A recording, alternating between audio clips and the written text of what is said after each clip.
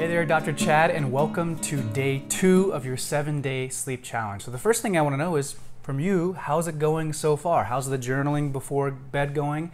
The brain dumping and the 3 amazing things that happened today and 2 things you could have done better, and how's your sleep rating so far?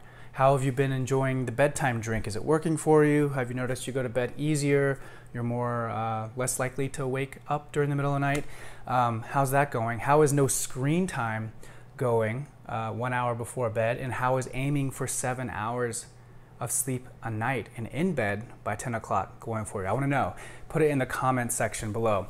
So yesterday we talked about optimizing really a sleep routine, a ritual, and today I want to talk about optimizing the actual environment in the bedroom, because this is just as important. And remember, at the beginning, one of the things we talked about is doing what your genes are expecting of you. And we have to keep in mind here that, you know, the light bulb was invented by Thomas Edison, you know, what is like 120 years ago. And before that, when the sun went down, it was pitch black, other than maybe a fire, and humans very quickly started going to sleep. And a lot of things started to change once that light bulb was invented. This light started coming into our life, and our bodies, our lights, our skin our eyes started thinking the sun was still up, and that starts secreting daytime hormones, and it starts suppressing nighttime hormones like melatonin, and it disrupts our body and makes it really hard to fall asleep. And this light has been exponentially magnifying more and more as we're now in the 21st century. You know, it's over 2020 now. I mean, are you kidding me? But light is everywhere, and the light is becoming stronger, and it's making its way into our bedroom. So many of us, I know, have flat screen TVs, really nice flat screen TVs with that big, beautiful light coming at them as they're trying to sleep in bed. And that light is really disrupting the body. So remember, the bedroom is for 2 things: sleeping and that other thing. It's not for watching TV, not for watching the news. So we want to stop doing that stuff.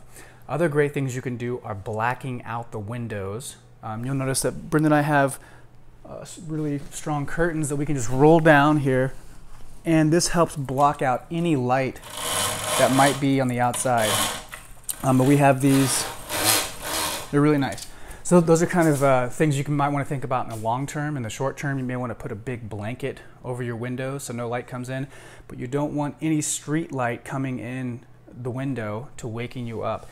Another area that keeps a lot of people up is the alarm clocks right next to them, which are super bright.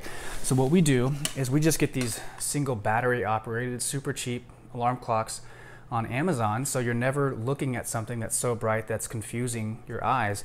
The other area you got to watch out for are the fire alarms. You know, a lot of times there's a blinking red light or blue light on those things, so what you can do is just take some duct tape and go up there and put out the light on the fire alarm. But you do those things, you know, change the alarm clock, put a blanket, black out your room with curtains or blankets, whatever you can do. Turn out the fire alarm. You want to minimize all the external light coming inside of your room, so that's pretty much pitch black inside your room, right? And that way you are creating an environment where it is super helpful and much more easy for you to fall asleep. The other thing you want to think about is the temperature.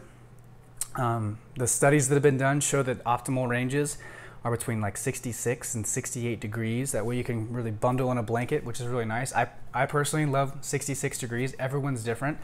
And you also, it's helpful to have a nice fan going, just a little bit of air to keep you cool. But if it's a little on the cool side underneath, you're going to be warmer on the inside.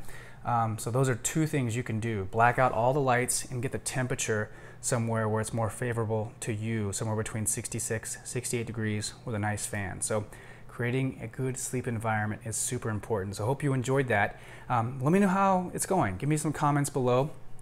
Tomorrow, I'm going to show you another video where we'll actually go outside, and it's a nice little tip, something that you can do first thing in the morning. So I hope you enjoy that. I will see you soon. Bye.